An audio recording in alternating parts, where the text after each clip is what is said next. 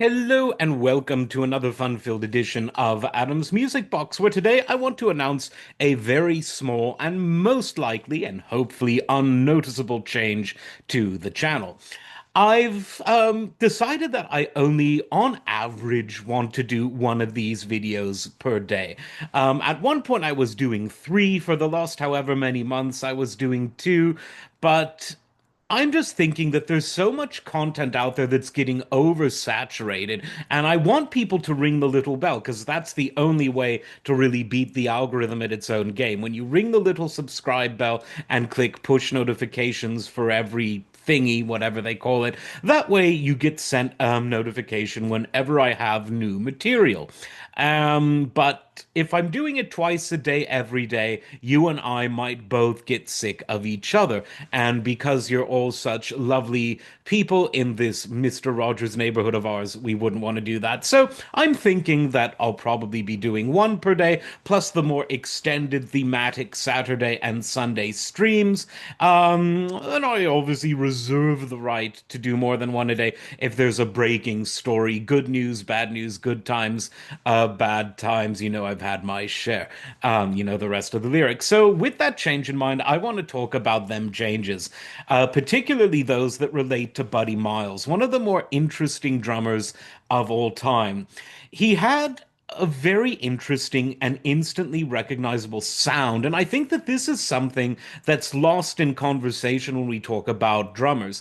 We can identify very easily guitarists by their sound. In the classical world, we can identify violinists and cellists by their sound as well. And it's sort of de rigueur to say, oh, that's a Huberman sound or a Heifetz sound, or that's an Eddie Van Halen sound or a Robin Trower sound. But when it comes to drummers, that kind of analytical sensibility isn't as much in the vernacular, and I think it should be, because while the most important job of the drummer is to synthesize the melody, yes, it's not just a beat time, a metronome can do that. A great drummer is there to shape, sculpt, and give context to the melody.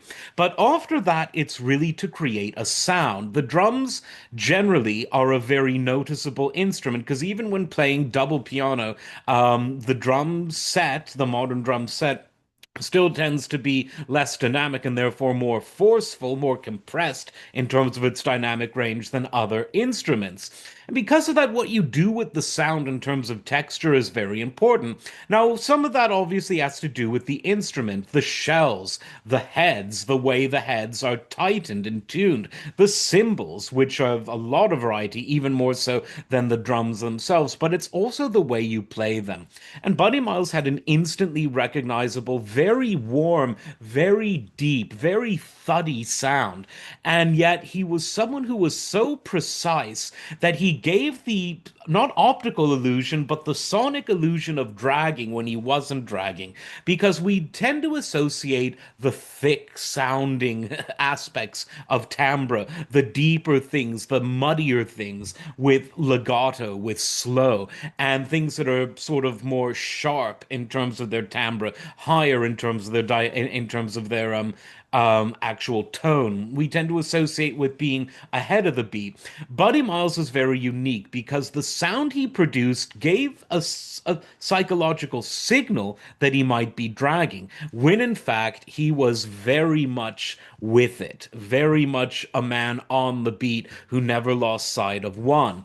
And throughout all of his music, and he was a damn good songwriter as well and an arranger, but I think it was that really makes him so unique. The fact that his essence, the sonic essence and rhythmic essence clashed, but in such a way that it works so well. And that's what I have to say about that. So, like I said, going forward, those are them changes. Not a very big change, but one I thought I might as well address. As always, like, subscribe, and we will see you next time. Take care.